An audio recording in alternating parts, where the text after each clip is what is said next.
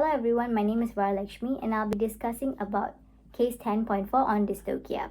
As you can see in this case, the site is transverse-ventral, the position is Cephalo-ileac sinister, the habitus, all extremities are flexed.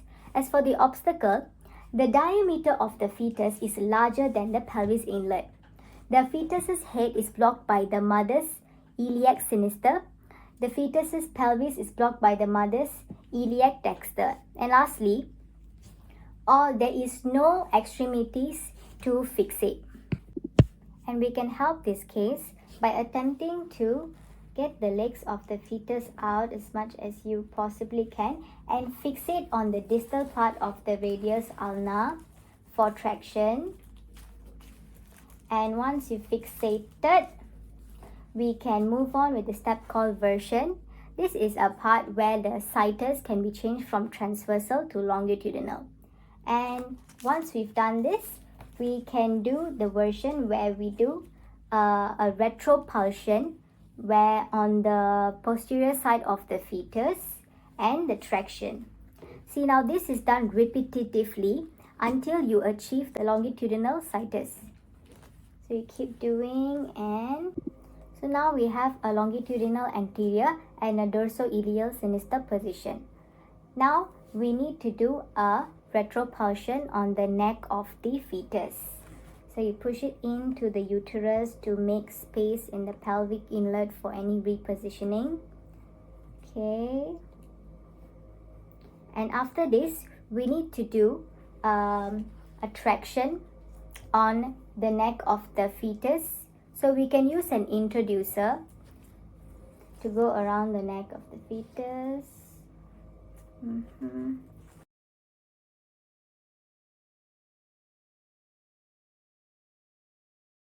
And now when this is done, we can do a repetitive retropulsion on the neck of the fetus and traction of the strings.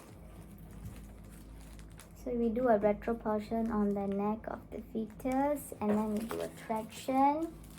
So we do this until the frontal of the fetus is touching the iliac sinister of the cow.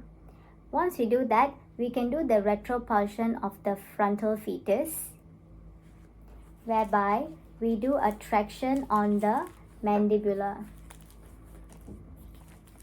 Traction on the mandibular. This until we achieve a normal habitus. And now we can proceed to rotating the fetus. Now we can use a wooden stick. And now we can just rotate 90 degrees clockwise until we position to a dorso-sacral of the fetus.